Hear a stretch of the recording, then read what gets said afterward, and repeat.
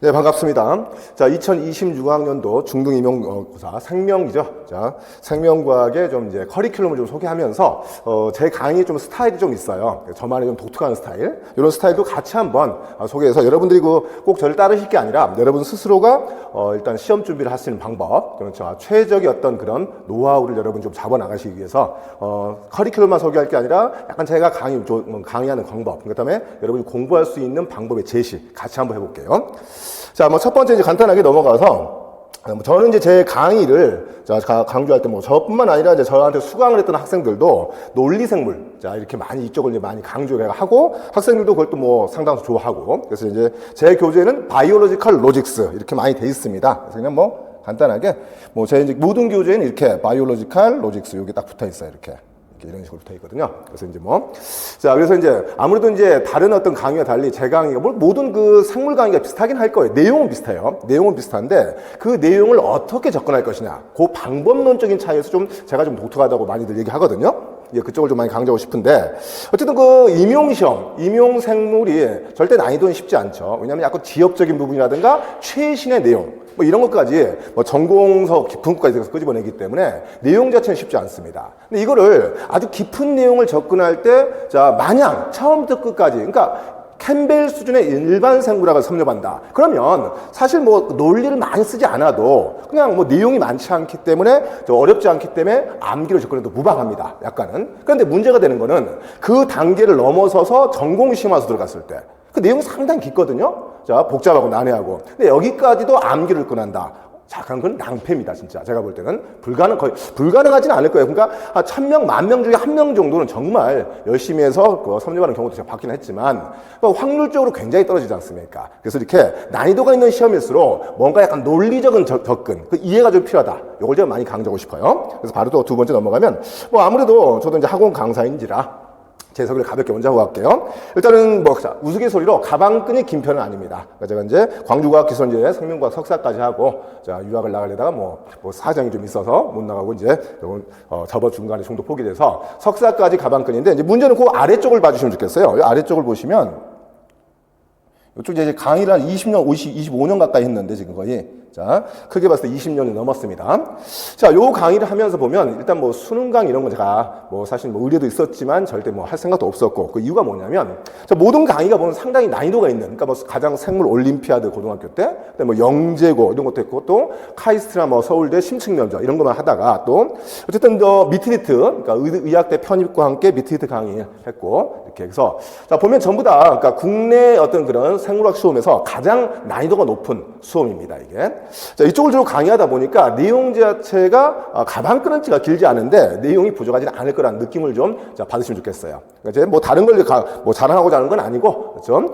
이렇게 주로 강의한 내용 자체가 전부 다 좀 심화서를 다 건드리는 전공서를 그런 쪽입니다. 근데 이제 이렇게 심화서를 저도 이제 10권 이상이 다 보고 계속 매년 개편되면 보고 했는데, 그 내용을 접근할 때 저마저도 실제로 특히 그 물리나 화학 과목은 어떻게 보면 상당히 오래된 전통을 갖고 있는 역사 갖고 있는 학문인지라 내용이 많이 규명되어 있습니다. 근데 생물학은 사실 지금 생물학자들이 보통 얘기하는 게 지금 규명된 게 한 20에서 30% 사이도 안 돼 있다. 나머지는 앞으로 밝혀질 부분이다라는 거죠. 그러다 보니까 새롭게 계속 새로운 그 어떤 지식들이 쏟아져 나오고 있지 않습니까? 이런 것들을 받아들일 때 암기로 접근하는 건 절대 아니다. 그래서 이제 저만의 이렇게 이제 여러 가지 강의, 심도 있는 강의를 하다 보니까 이걸 그냥 제가 이해하는 것도 그렇지만, 여러분에게, 수강생에게 이걸 전달할 때 무턱대고 나도 외웠으니까 당신도 외워. 이건 이제 무책임한 것 같아서 저는 나름대로 많은 부분을 포기하면서도 논리를 많이 개발을 했어요. 그렇죠? 그래서 그 논리가, 그걸 좀 많이 강조하기 위해서, 아무래도 제 강의니까 제가 지금까지 간단히 얘기한 게, 당신 얘기는 논리가 무엇이냐? 라는 거지 않습니까? 궁금해 하시지 않습니까? 그래서 간단하게 소개를 할게요. 사실, 제 강의의 논리 시작은 아주 간단합니다. 간단한 이쪽에서 가볍게 보면, 여러분도 한번 공감을 하실 것 같아요. 보면은, 뭐냐면, 지구의 역사는 나이는 46억 년이나 하지 않습니까? 그리고 최초의 원시세포가 35억 년 전, 그러니까 10억 년이 넘어서서 35억 년 전에 최초로 하나의 원시세포가 태어나고, 그로부터 많은 자손들이 퍼쳐오면서 지금 현재 수많은 생물체를 만들어냈습니다. 근데 이제 그때 보면 간단하게, 다윈의 진화론, 자, 진화를 딱 보면 여기서 갑자기 뭐 내용을 들어가자는 건 아니고요. 진화라는 얘기는 다들 아실 테니까. 자, 진화론입니다. 그럼 크게 보면 진화론을 보면 이거죠. 자, 가장 간단히 써머리 하자면 그러니까 자손이 만들어지는데 자손이 동일하게 그러니까 일란성 쌍생아처럼 전 인구 그러니까 우리가 한 70억 되나요? 지구 인구가? 이 70억 인구가 다 유전적으로 동일한 일란성 쌍생아다. 그런데 뭐 새로운 변종 바이러스, 뭐 코비드 19처럼 뭐 새로운 변종 바이러스가 태어나서 저를 죽였어요. 제가 그걸 못 막았다 이거죠. 근데 내가 죽으면서 자 바이러스 퍼지겠죠. 그럼 주변 70억 인구가 나하고 동일한 면역기를 갖고 동일한 일란성 쌍생하면 전부 다 멸종입니다. 이게 간단한 거죠. 그래서 진화는 자손이 유전적으로 동일한 애를 만드는 게 효율적이지 않다는 거예요. 뭔가 유전적으로 다양한 자손이 만들어지겠죠. 그럼 이제 뭐 자손의 유전적 변이 간단히 여러분이 자 유전적 변이가 발생해야 된다. 뭐 기작 같은 걸 내용 지금 얘기하지 않겠고요. 이겁니다. 발생해야 된다는 겁니다. 자, 그리고 이제 그러면 자손의 유전적 다양성이 생겼습니다. 근데 이 중에서 지금 지구 환경에 더 적합한 애가 있고 적합하지 못한 애가 있을 거란 거죠. 적합한 애가 더 잘 살아남고 자손을 많이 퍼뜨린다. 이거 아니겠습니까? 그게 바로 자연 선택 아니에요. 적자 생존. 이게 지금 다윈이 얘기했던 자, 어떻습니까? 진화론의 어떤 핵심 골자지 않습니까? 자, 그러면 뭐 이걸 지금 내용을 강조하는 게 아니라 이 내용을 반영을 한번 해볼게요. 그럼 이런 모든 과정을 거쳐서 지금의 모든 생물체의 생물 현상과 개념이 지금까지 자 이어져 왔다는 거지 않습니까? 이걸 백으로 한번 가볼까요? 그럼 반대로 추론을 해보면 그럼 지금 세균이 됐던 고등한 인간이 됐던 지금 어떤 생물체가 가지고 있던 생물 현상 그거 효율성을 한번 생각해 보세요. 그렇죠? 그게 만약에 이 수십억 년 동안 진화해오는 과정에서 어떤 특정 생물체가 가지고 있는 생물 현상이 비효율적이었다. 그 걔는 자연 선택 과정에서 도태됐고 사라졌을 거예요. 그러면 지금 그 생물 현상이 남아있지 않습니다. 않으면 교재에 없겠죠. 교재에 없으니까 그걸 우리가 그걸 애울 필요도 없고 건드릴 필요도 없지 않습니까? 없는 얘기를 왜 합니까? 근데 반대로 가면 이제 지금 어떤 생물 교재에 있다. 그건 어떻게 생물 현상이 있다는 거예요. 근데 그 생물 현상을 됩니까? 보면 여기다 반영을 시키는 거죠. 자, 그러니까 대부분의 생물 교재들이 그게 있어요. 그 부분이 빠져 있는 거예요. 결과만, 최종적인 결과만 나열하고 있는 거지. 그것들이 왜 그게 효율적이냐, 그 생물체에서. 요거에 대한 얘기가 매우 드뭅니다. 자, 어떤 이유에서, 그러니까 생물 현상을 나열할 뿐이지, 그 생물 현상이 그 생물체에서 이게 왜 효율적이냐, 그에 대한 언급을 하는 게 그렇게 많지가 않아요. 저는 그 부분에 더 많이 좀 강조를 하고 싶은 거죠. 자, 그렇게 되면, 자, 어떤 어려운 생물 현상일수록 그 현상이 왜 이 생물체에서 가지고 있어야 되는지, 자, 그걸 이해한 다음에 거기 위에다가 생물 현상을 올려놓게 되면 그냥 단순 나열식이 아니라 이게 어떻습니까? 어떤 베이스 위에서 연결되는, 그죠? 이렇게 어떤 유기적인 어떻습니까? 연결되거든요. 그러면 훨씬 더 접근하기가 쉬워지고 어려운 내용이 쉽게 더 접근할 수 있거든요. 기억력 또한 아주 오래 갑니다. 이게 제가 얘기했던. 그래서 아무것도 없어요. 그냥 여기서 저는, 자, 결국은 생물 현상의 최대 효율성. 어떤 생물 현상이 됐든 간에 지금 그 생물체가 가지고 있다는 거는 효율성이 최고치이다. 그러니까 이 생물 현상이 남아있을 거 아니냐. 그러면 저는 항상 여러분하고 같이 본격적인 얘기를 하기 전에 항상 그 생물 현상에 어떤 의미에서 최대 효율적인지 그걸 항상 잡고 들어가요. 그렇죠? 자, 그래서 요거 물론 요게 어떤 그런 교재 없는 내용이 상당히 많습니다. 그래서 자, 그래서 그런 내용을 제가 할 때 공감을 하게 되죠. 근데 여러분도 이걸 처음에는 어려울지 모르는데 몇 번만 연습하시면 굉장히 접근법이 굉장히 말랑말랑해져요. 그래서 여러분들이 자 실제 임용도 뭐 올해 시험 뭐 기출 같은 거 보면 같은 소재 안에서 굉장히 깊게 들어가면서 조금 난이도 있는 문제가 많이 나오지 않습니까? 이런 것들을 사실 이제 여러분이 수험 준비하면서 준비 못했던 부분도 있어요. 전체 내용은 했겠지만 그 하나의 주제 안에서 자 일반적인 내용 잡고 두 번째나 세 번째 자 지금 문항에서 묻는 게 굉장히 디테일한. 근데 그것들이 쉽게 다 섭렵할 수는 없거든요. 근데 그런 내용이 나왔을 때, 어려운 내용이 나왔을 때, 그 주제에서 응용된, 확장된 문제를 여러분이 스스로 자, 이런 논리하에서 대입하게 되면 답의 접근법 확률이 높아져요. 그러니까, 이 문제 처음 봤는데, 나 못 맞춰. X가 아니라, 이거 한번 생각해보자 이거죠. 이 현상을 놓고. 그랬을 때, 자, 약간 어떤 찍기가 되겠죠, 약간은. 근데 그 무턱대고 찍는 게 아니라, 약간 더 확률적으로 가능성이 높은 답안을 자, 찍을 수 있는 거죠. 그런 것까지 가능합니다. 그래서 제 논리는 최대 효율성. 어떤 의미인지 약간 이것도 이제 수업 시간에 계속 이제 보여드리겠지만 여기서 이제 커리큘럼 보여주기 때문에 그래서 다시 돌아오자면 자 모니터로 봅시다. 자 모니터에서 보면 간단하게 해당 과정 정말 중요한 테마긴 한데 이 해당 과정도 무턱대고 그러니까 해당 과정 10개 반응입니다. 이건 사실 애우는 건 아니거든요. 뭐 저는 애우지 않고 가는데 이 과정을 자 이런 것들 자 먼저 위쪽에서 봤을 때 이 부분이죠. 포당은 워낙 유명한 물질인지라, 그렇죠? 물론 임용에서 생화학적인 어떤 출제 빈도가 높지는 않습니다. 그런데 문제는 그 생화학 베이스를 깔고 물질 대사라든가 또는 어떤 인체 생리학적으로 확장을 하기 때문에 자 무시는 못 하거든요. 그랬을 때 이 포도당의 어떤 그 진화적인 효율성 잡는 거죠. 정말 오묘한 물질입니다. 뭐 제가 지금 말씀드리겠지만, 자 화학자들은 굉장히 싫어하는 물질이에요, 포당이. 왜냐하면 이 포당을 보면 포당이 탄소가 6개짜리인데 여기 보면 1번 탄소가 가장 산화되어 있어요. 전자를 가장 탄소가 잃고 있거든요. 반면에 6번 탄소가 가장 환원되어 있습니다. 가장 전자가 풍부해요. 화학적으로 봤을 때 안정하려면 6번 탄소의 전자가 적당히 1번 쪽으로 좀 이동을 해서 고르게 전자를 가지면 매우 안정하거든요. 근데 그렇지 않게 이렇게 만드는 거죠. 이거는 화학자가 만든 게 아니고 자 46억 년 동안 생물체가 진화하면서 가장 최적의 효율적으로, 간단히 말씀드리면 1번 탄소 이쪽이죠. 이쪽이 자 반응성이 좋게, 그래서 쉽게 분해될 수 있게 이거죠. 그런데 생각해보니 생물체가 포당을 분해만 할 건 아니거든요. 이걸 가져다가 가끔은 저장을 해야 돼요. 녹말이나 글라이코겐처럼. 그런데 반응성이 높은 거는 분해에는 효율적이지만 저장에는 비효율적이잖아요. 그래서 그 양날의 칼을 달성하는 거죠. 자, 그래서 이걸 보니까 이게 물에 녹게 되면 자연스럽게 화학적으로 이 고리를 만드는 거죠.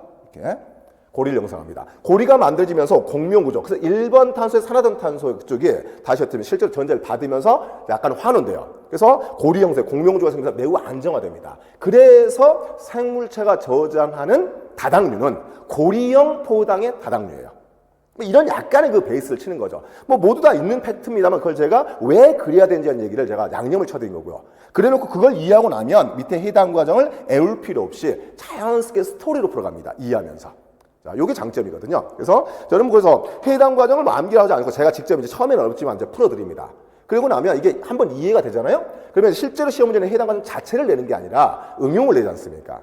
응용력은 자유자재로 늘어납니다. 이렇게. 그게 장점이에요. 그래서 이 정도만 간단히 하겠지만 제 강의 첫 번째 특징은 그래서 간단히 소개만 이렇게 했습니다. 모든 생물현상은 최대 효율성이라는 그런 간단한 진화의 어떤 논리 이과가에서 거기서 저는 항상 접근을 바로 여러분하고 암기가 아닌 먼저 그 생물현상이 왜 효율적인지를 먼저 한번 이해를 해보고 그 다음에 그 이후에 암기를 올리던 통합을 올린다는 방식이죠. 그게 첫 번째 제 강의의 특징으로서 바로 자, 이 부분이죠. 그래서 자, 바이올로지컬 로지스의 논리. 자, 이렇게 되면 많은 그 수강생들이 그렇더라고요. 자, 암기가 많이 줄어버린다.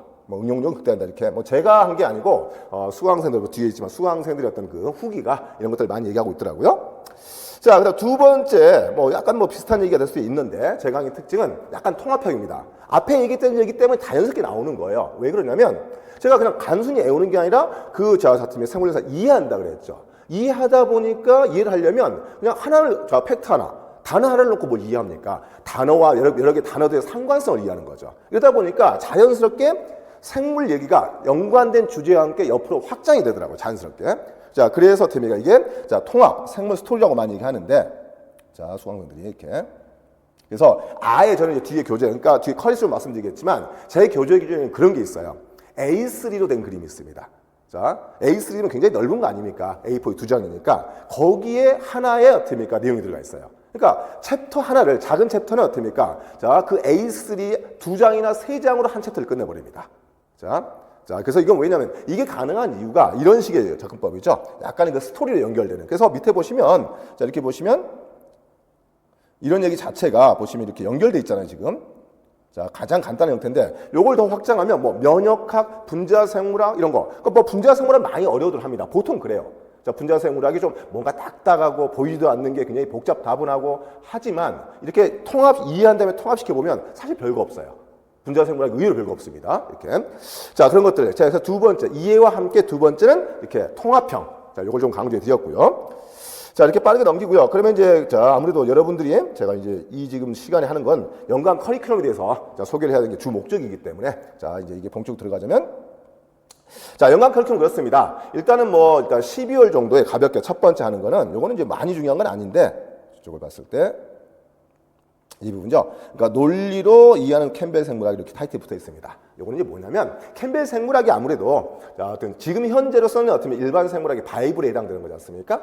자, 그래서 이제 간혹가다 거기서 출제되는 문제도 있어요. 많지는 않더라도요. 자, 경우도 있으니까. 많은 경우 거기서 확장을 하지만. 그러니까 캠벨 생물학을 건드리는데 요 캠벨 생물학에 이제 약간 생각해 보시면 여러분이 이건 전공서가 아니에요. 일반 생물학입니다. 그래서 아주 깊은 얘기를 못 건드려요. 그냥 잘해본들 타이틀, 주제만 달고 넘어가요. 그러다 보니까 이 캠벨 생물학에 이제 바이블이라는 걸 다 인지를 하기 때문에 많이 보려고 트라이를 합니다. 근데 문제가 되는 거는 캠벨 생물학 그 자체만 놓고 보면 이해할 수가 없어요. 그냥 수박 거달기로 단어만 똑똑똑 나열되어 있거든요. 근데 이거를 자 여러분 스스로 혼자 보려면 정말 애가 탑니다. 그냥 시간도 엄청 낭비를 하죠. 열정도 막 머리 깨지듯이 낭비를 하죠. 근데 얻는 거 별로 없어요. 왜? 수박 거달기 그 지필진 자체 저는 장난말로 캠벨과 그의 아이들이 지필을 할 때 그들 굉장히 엄청난 석학들이지 않습니까? 그러나 일반 생물학이기 때문에 그건 논리를 못 집어넣는다는 거예요. 자, 그런 부분을 여러분이 직접 혼자 보시면 힘들다는 거죠. 그래서 제가 약간 길라잡이를 해드리는 거죠. 자, 그래서 대신에 제가 아까 논리와 통합의 원리를 이용해서 가볍게 짧게 각 챕터의 다는 아니고요. 중요한 핵심 파트. 자, 생화학과 세포생물학, 그 다음에 분자생물학, 그다음에 이렇게 인체생명 일부, 이쪽을 갖고요. 자, 거기서, 자, 논리적으로 이해하는 접근법, 그 다음에 통합시키는 접근법, 요렇게 한 번에서 빠르게, 전체 아웃라인을 그리는 거죠. 각 챕터에 대해서. 자, 그게 이제 간단히 진행을 하고요. 실제 이제 본검사에서 캠벨이 안 나오는 건 아닌데, 출제 빈도가 높진 않거든요. 그러니까 그것만 갖고는 자 어떻게 합격선에 어떻게 올라갈 수가 없어요. 그래서 차라리 그럴 바에는 빠르게 개요를 잡는 정도 쓰겠다는 정도로 아주 짧은 커리 안에서 정리를 할 거고요. 이제 본격적으로 자 1월 4월에 잡아놨습니다. 1,4월에 이제 바이올로지컬 로직스 자 이쪽이죠. 자, 요 커리인데, 자, 여기에서 이제 이렇게 생각하면 돼요. 이제 본격적으로 일반 생물학 베이스 위에다가 전공서. 근데 전공서 다 넣지는 않을 거고요. 제 목적상. 왜냐면 전공서 내용이 워낙 여러 가지 있기 때문에 그 내용을 다 넣어버리면 또 여기서 암기를 흘러요. 왜냐면 제가 연결고리에서 너무 깊은 얘기를 가다 보면 여러분들이 처음부터 그걸 소화를 못 시키기 때문에 이해가 안 되는 순간부터는 암기가 되거든요, 여러분이. 근데 제가 그 정도 선을 잘 알고 있기 때문에 그래서 전공서의 한 50% 정도 전후로 그러니까 일반 생물학 내용 베이스 위에다가 연결시켜 드릴 건데 전공서의 한 50%에서 많은 분들 60%그 사이 제 목적은 거기에 그 정도 보통 내가 집어넣고 있거든요. 그래서 충분히 일반 생물학에 잡았던 베이스에서 연결시켜서 이해할 수 있고 응용할 수 있는 범위의 내용까지 전공서 거기까지 커버할 거예요. 이렇게 자 그렇게 해서 이제 여러분이 이제 진행할 거고요. 자, 그 다음에 이제 그 전공서의 나머지 내용. 자, 모든 내용은 아니지만 또 출제 가능한 얘기를 잡아낼 테니까. 근데 나머지 내용은 어디서 볼 거냐면, 자, 5월부터 8월이 이제 문제풀이를 보통 하는데, 기출 변형이라든가, 그걸 하는데, 자, 이거, 거기서 이제 기출 변형을 바로 하지 않고 핵심 요약을 제가 먼저 아까 말씀드렸던 잡습니다. 이 핵심 요약이 아까 A3 그거예요.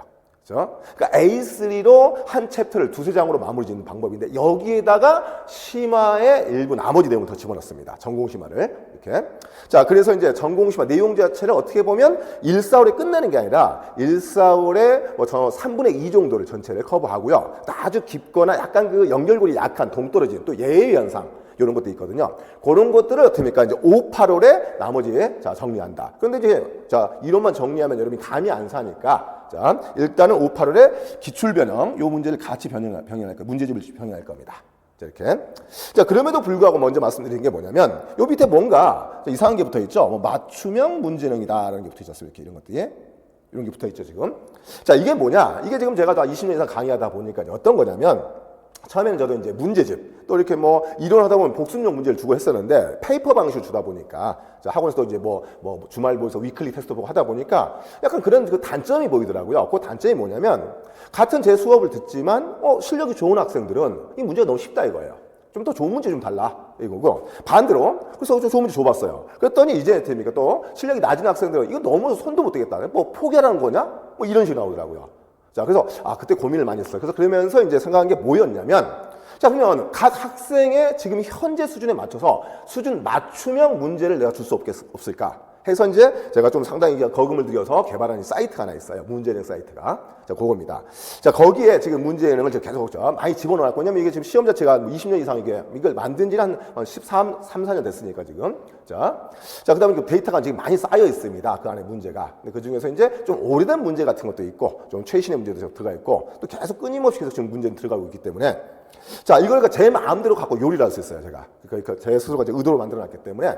자, 그래서 어떻습니까? 여러분 지금 보면 별 난이도가 뭐 5개까지 있지 않습니까? 난이도가 작은 것부터 높은 것까지 제 마음대로 조율할 수 있고요. 영역, 범위도 마음대로 집어넣을 수 있고, 제가 문제를 다 집어넣을 때 다 태그를 달아놨어요. 그래서 뭐 미트리트 시험 문제용이다. 아니면 어떻습니까? 편입 문제용이다. 또 임용 문제용이다. 이렇게. 또 이렇게 뭐 심층 면제용이다.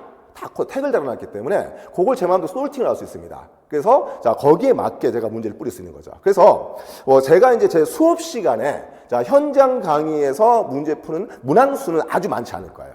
그러니까 엄청 뭐 그렇다고 안 푸는 건 아니지만 엄청나게 많지 않은 게 아니라 자 정말 중요한 문제, 정말 이건 꼭 알아야 할 문제, 그리고 올해 출제 가능성이 상당히 농후하다는 문제, 이런 건 당연히 자 저도 뭐 학생들이 그래요. 제 문제 갖고 굉장히 뭐 많이 뭐 이렇게 화를 내는 학생들이 많은데 문제를 잘 꼰다는 거죠.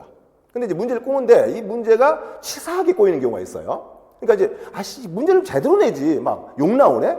이게 아니고요. 그러니까 문제를 풀 때는 굉장히 화가 버럭버럭 나. 이거 못 풀고 그래갖고요. 자, 근데 이제 저하고 이제 해설을 딱 듣고 나서는 이제 어쩔 수 없는 거죠. 자, 인정을 하는 거 본인이. 이 문제가 이런 의도였구나. 좋구나. 그러니까 그 문제가 있습니다. 문제를 어렵게 내는 방법이 있어요. 2가지 방법이 있고, 학생들이 접하지 못한 내용을 자, 나열해버리면 그거 어려워요.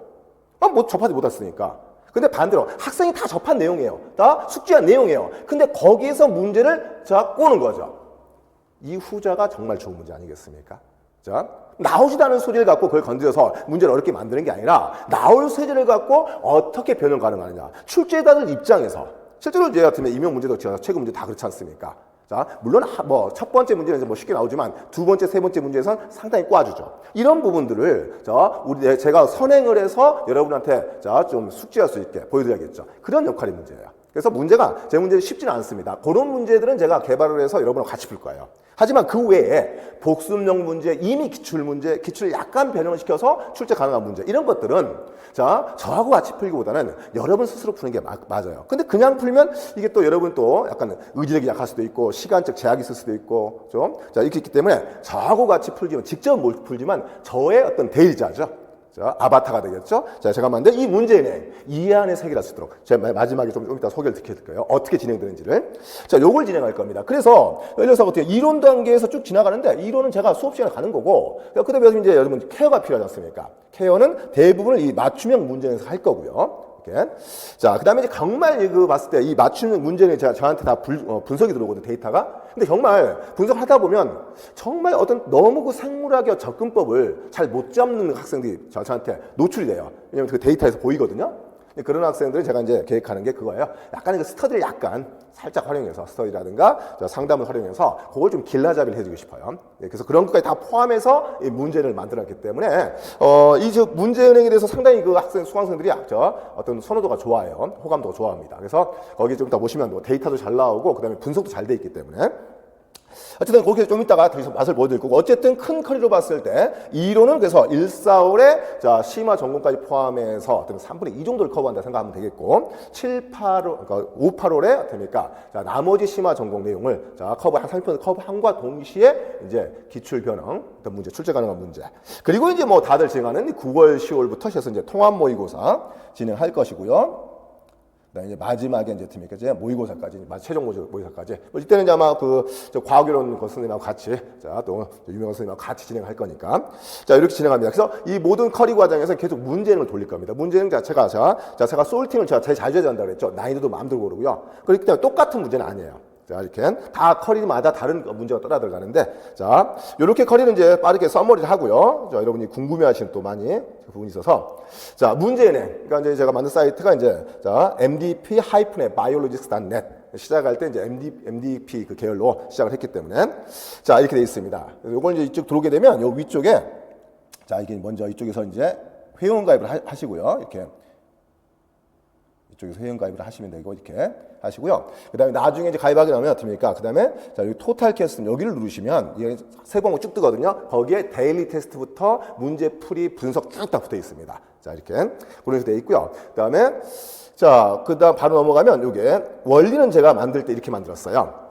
자, 이 이제 문제행의 원리는 어떻게 만들었냐면, 그러니까, 자, 1번 문제. 그러니까 제가 이제, 자, 여러분한테, 만약에 회원 신청을 받은 다음에 제가 등록을 해놓으면 특정 반에다가, 그래서 뭐, 기본반, 심화반, 문제풀이만 딱 넣어드리면, 거기 이제 그룹핑 딱 잡히거든요? 근데 거기서 이제 제가 문제를 딱 1회차를 딱 누르면 1회차에서 문자가 이런 거 나갈 거예요. 핸드폰으로. 그래서 회원 가입하실 때 정확하게 핸드폰이 가입돼 있어야 됩니다. 문자가 나가면 1회차 뭐 이렇게 문제가 출제됐습니다. 링크를 따라 들어오게 돼 있어요. 들어오게 되면, 아까 그 사이트로 들어오게 될 것이고요. 거기서 이제 데일리 테스트. 그럼 그때, 자, 1번 문제는 그 그룹 안에 있는 모든 학생들이 똑같이 봤습니다. 그래서 1번 문제가 이렇게 동일하게 이렇게 똑같이 나와요. 이게 나왔습니다. 자, 그런데 이 1번 문제가, 자, 맞추는 분이 있고 틀린 분이 있을 거 아니에요. 그럼 맞추는 분은 실력이 괜찮은 거지 않습니까? 근데 그분한테는 좋은 문제를 보여드리고 싶은 거고. 그래서 정답을 제출했다 했을 때 밑에 보시다시피 더 고난이도 문제가 따라 들어오게 있어요. 근데 만약에 오답이다, 잘못 제출했겠다. 그러면 이 학생은 지금 이 수강생은 뭔가 좀 개념이 부족한 거죠. 그 개념을 보완할 수 있는 문제가 따라 들어오게 되는 거죠. 이렇게. 이걸 계속 이제 반복이 가는 거예요. 그래서 거기서 뭐 제가 뭐 한 챕터 안에다 100문제를 집어넣었는데 100문제에서 제가 20문항, 자, 오늘은 이제 뭐 10문항이나 또는 20문항, 제가 너무 문항수를 많이 늘렸더니 부담스러워하더라고요. 그래서 차라리 짧게 다 자주 요 방식을 선호합니다. 그래서 최종적으로 얻은 결론은 그거거든요. 한 10문항씩이라도 자주 일주일에 뭐 두세 번 이상 이렇게 자 가면, 자 그렇게 해서 그러면 그 데이터는 100문항을 넣었는데 제가 문항을 넣었는데 그 중에 10문항을 푼다. 그럼 똑같은 문제를 다 풀 수 못 쳤어요. 1번만 동일한 문제일 뿐 2번부터 나머지 문항 다 달라요. 자, 근데 채점을 어떻게 할 것이냐? 그래서 모든 문항에다가 제가 다 배점을 다 집어넣어 놨어요. 자, 그래서 그걸 갖고 채점을 하게 되어 있습니다. 그래서 어쨌든 기본적으로 이렇게 계속 오답이냐 정답이냐를 따라서 계속해서 다른 문제 나오기 때문에 이게 바로 제가 말씀드렸던 본인 학생 수준의 맞춤형 문제형이다. 어떻게 든지 아시겠죠? 자, 이 부분에서 상당히 제가 처음에 서두에 말씀드렸던, 자, 학생 수준에 맞게 너무 어렵거나 너무 쉬운 문항이 아니라 본인의 실력에 맞게 가려운 부분, 적당한 난이도를 갖고 내가 딱 연습하기 좋고 살짝 내가 좀 새로운 개념을 이런 개념도 응용할 수 있겠구나라고 느낄 수 있는 그 정도 난이도 문제를 계속 잡아가기 때문에 본인들이 어떤 그런 실력 향상 이런 부분이 참 적당히 가려운 부분을 긁어서 그런지 재밌어요. 문제는 재밌다는 게 좀 어이가 없었는데 나중에 한참 얘기하다 보니까 그런 얘기 하더라고요. 이제 문제집 푸는하고 좀 느낌이 다르다. 내가 정말 복습해야 될 부분과 또 내가 살짝 해결할 수 있는 능력의 문제 이런 게 나오다 보니까 답은 틀릴지언정 상당히 뭔가 좀 굉장히 얻는 게 많은 것 같다. 뭐 이런 얘기를 많이 하더라고요.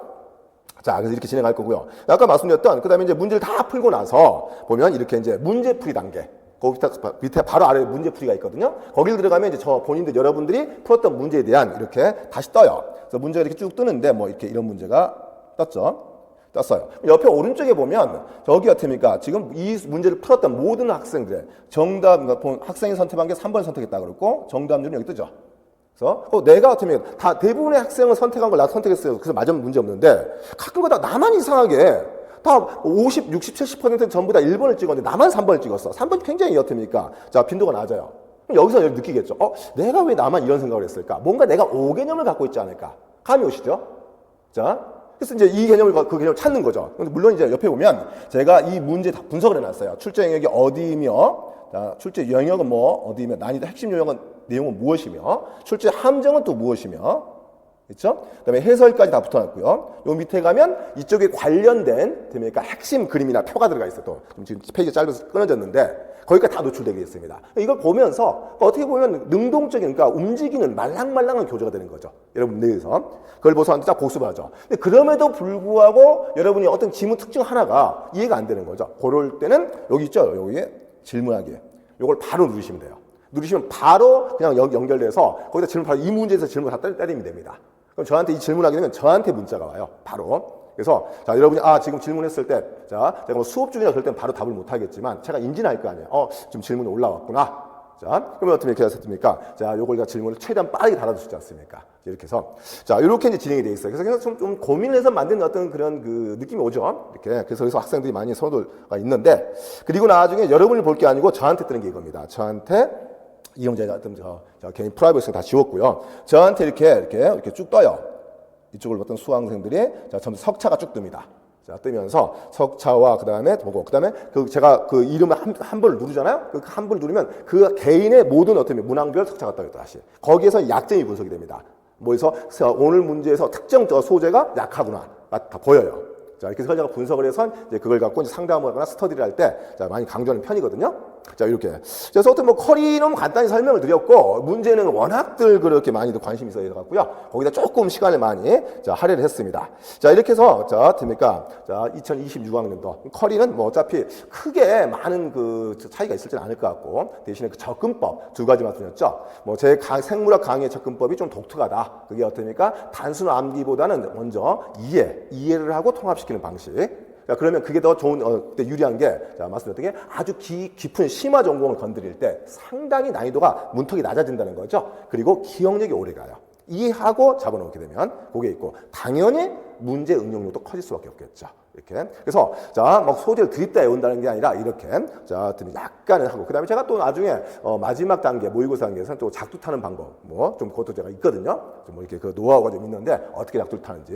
자, 그것도 지금 당장 말씀드리기 그렇고, 시험에 가까웠을 때 그건 편법이 되는 거니까, 그건 차후에 말씀드리겠고, 그 다음에 문제은행, 요 문제은행을 잘 활용해서, 여러분이 뭐 지루하지 않고, 적당하게, 됩니까? 또, 여러분 수준에 맞게, 새로운 내용을 복습할 수 있게, 이런 부분을 진행하겠다라는 걸로 커리큘럼을 일가를 하겠습니다. 자, 이렇게 해서 2020년도 임용생물 제 커리를 소개를 말씀드렸고 이렇게 마무리 짓도록 하겠습니다.